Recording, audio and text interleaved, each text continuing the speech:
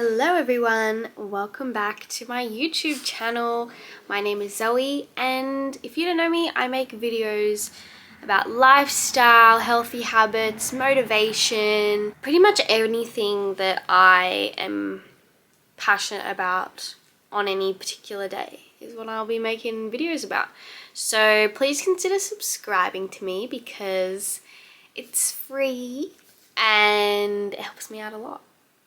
So click down below. Today is going to be an interesting one. I'm going to be talking about how I was sick and sad this past week and how I turned that around. Remember the last video I made? It was my favorite place in Sydney. Go check it out if you haven't watched it.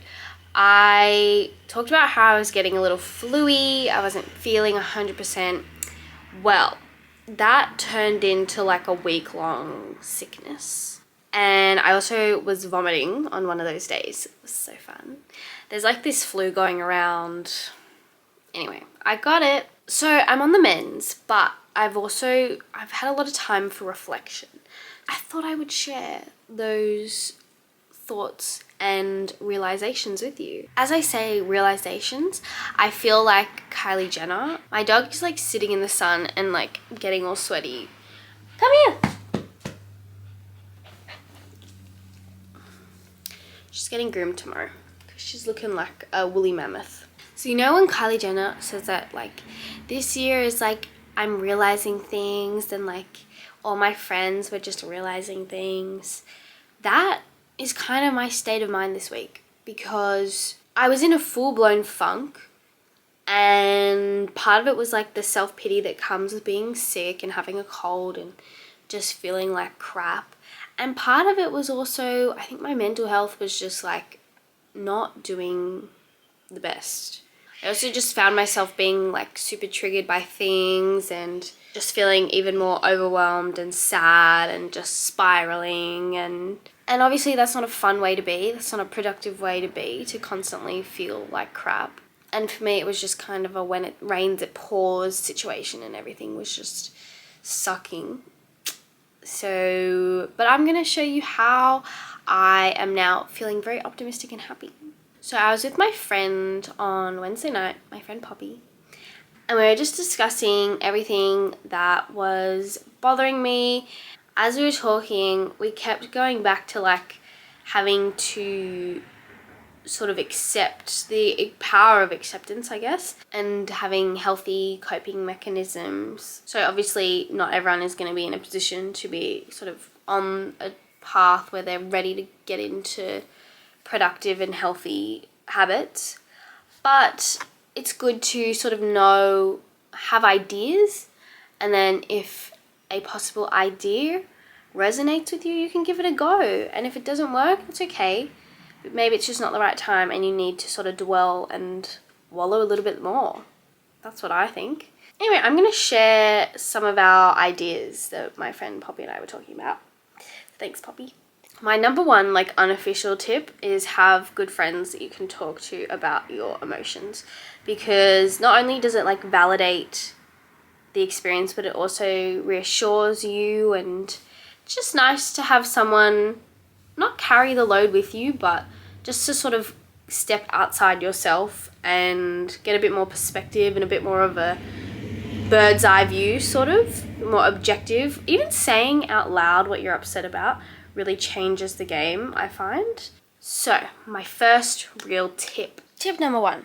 We've had a location change. Affirmations and positive self-talk. It became very clear as I was discussing my funk that I have low self-esteem, and it was at the floor.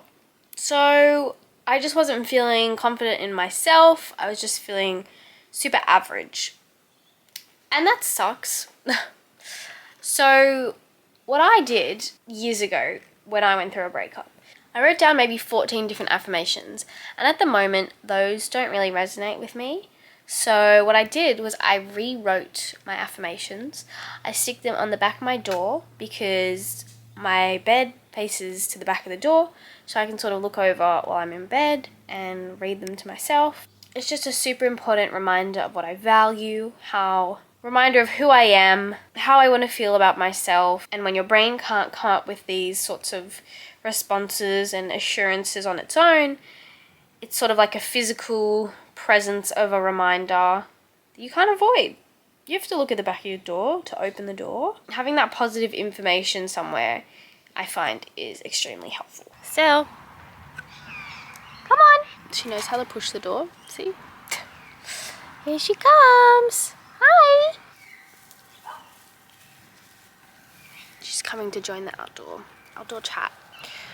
My second tip is to, and I know everyone says it, get off the socials. So I hate to say it because it's also very easier said than done. Social media has been destroying my mental health this week. I impulsively, subconsciously will always go onto Instagram when I'm bored. I've deleted TikTok. I deleted TikTok a couple years ago, I think.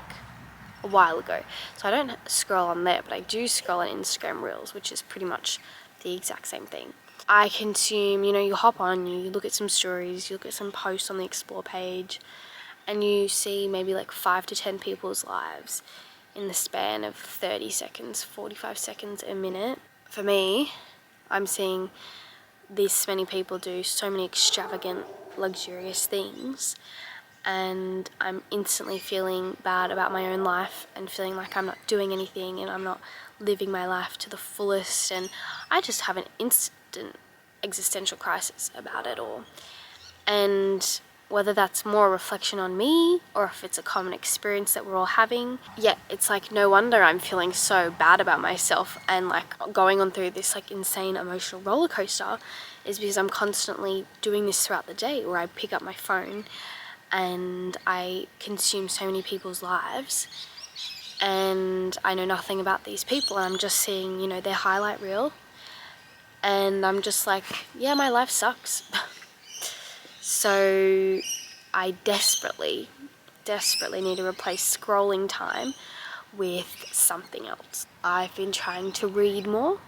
I'd love to journal. I used to really love journaling, but I haven't journaled in a while. At the very least, watching TV or YouTube, because at least it's not consuming so many people's lives. YouTube, I guess not so much, but it's longer form content. I think it's just the rapid instant gratification that you get from Instagram or TikTok or Facebook, even Snapchat stories. Snapchat stories are a killer. They just come up with random people and suddenly you're invested in their lives. The internet's a crazy place. Also, I feel like comment sections, especially on Instagram, have been super toxic, and I just don't need that in my life. You know what I mean? I just don't need it. The goal is reduce social media time. That sort of reduces the amount of people that I am exposing myself to and comparing myself to, if that makes sense. And this is, I guess, I'm just trying to improve my self-esteem, so I don't have to, I can make maybe radical temporary decisions, and once I feel better about myself, I can go back to that if I feel like I need to. But I don't think, if I think about it, I don't really want to be spending my time looking at people's lives online. Like, that doesn't really, objectively, that doesn't sound that appealing. And my tip 3, along that same line, is sort of comparing less. I thought I'd hop into my room for this one because I think this is important to share. So currently my room looks like this. I've had clothes that have been piling up all week that I've been meaning to put away that I have not. I also have a bunch of things that need to be hung in here, but I've decided to hang them on the door. I've also decided to leave this drawer open because I've also decided to just, instead of taking off my shoes and putting them in the cupboard, I've just been taking off my shoes and leaving them on the floor. So, what does that show? You never know what someone's internal space, whether it's physical space or internal headspace is. Because from the outside, I think that I can come across as being put together sometimes. I've been told, I'm assuming, because some people have said that to me before. I work full time, so I guess the perception of that is they're busy, they've got stuff going on. But I just want to say, I very much do not feel like I have it all figured out. And I compare. I compare about money, looks, houses, lifestyles. So, like, it's an infinite number of things that I feel inclined to compare about. I think that's based on having poor insecurity or having insecurity that comes, and that's something I need to work on. Because, like this painting, that hand signal, the interlocking fingers, means friendship. So instead of comparing, friendship. Anyway, my moral of the story is comparison is the, say it with me, thief of joy. Will we ever stop comparing? Probably not. I'm sure it's a lifelong struggle, but we could reduce our comparison. We could reframe the comparison into positively good for that person. I'm going to focus on my goals and my stay in my lane. And I know it's so hard, but it's just something you can keep bringing your mind back to. So I think that is the message that I have for that tip. Tip number 4, distraction. So you're in a funk. Instead of ruminating on self-deprecating thoughts, distraction can be helpful. So I love when I'm in the car, I am definitely more a podcast person. I find when I'm listening to music, I'm more in my head. So I think that's why I like to listen to podcasts more. As I mentioned in my last video, I'm not enjoying alone time as much. And that might be partly because my thoughts aren't that positive. So while I'm sort of in this like transitional era where I'm trying to figure out how I can be a bit more positive and feel a bit better about myself, I am going to allow myself to be distracted by things. So I'm going to distract myself with a podcast, with a TV show, with a movie, with YouTube, just something that can give me a break from my ruminating thoughts. And I think that's fine. I think that's totally okay to do. Tip number 5, cooking. So I made bread. It smells good. I made bread today. It's Sunday today. And I made bread because I don't know why. I just love cooking. It brings me joy. So I also last week made cookies. And cookies also last for a really long time. They can last like 2 to 3 weeks in room temperature, fun fact. And up to 2 months in the fridge. I also made chicken, it's shredded chicken with red onion, celery, and like a sriracha mayo. And I made this as like a meal prep for the week and for my mum and I to have, and it's healthy, looks tasty. So the moral of the story is I love cooking. If you have a hobby that you love doing, throw yourself into that, because when I was sick earlier in the week, I just threw myself, I made focaccia, I threw myself into making as much as I could, and it actually made me feel really good. I think cooking as well, you get to eat the food, so you get to eat yummy food, and you also feel accomplished because you made something nice, and then you get people complimenting your food, saying it's really yummy. So I think the whole process is just a very healthy, enjoyable experience that people can do. And there's so much online, like it's actually insane how accessible good cooking skills are. So if you don't feel confident in your cooking abilities, look up a YouTube video, look up a recipe with a tutorial that's really simple. Actually this week, my mum and I are trialing Marley Spoon because it's super easy. It's like HelloFresh, it's like Blue Apron, all those at home step-by-step recipe guides. Even try something like that, and that's still cooking in a simple way. It's just therapeutic.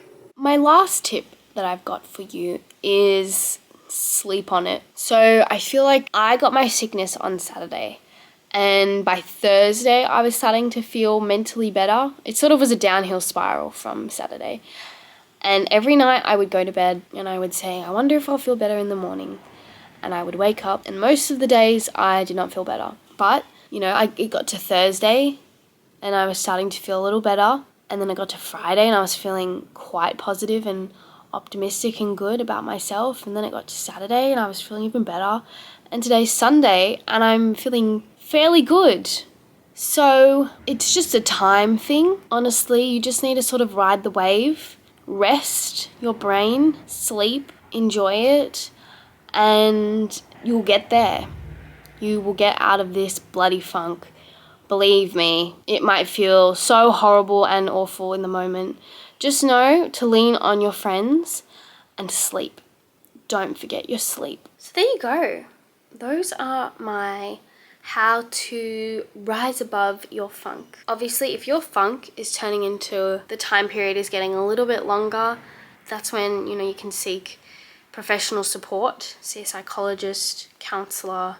But if you can try these little tips, hopefully that can lessen the load and hopefully start feeling better.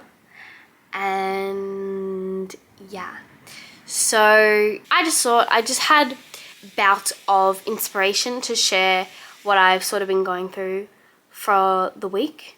So I hope it can be helpful to anyone. So I hope you enjoyed the video today. Don't forget to like and subscribe. And I will see you in the next video. Bye.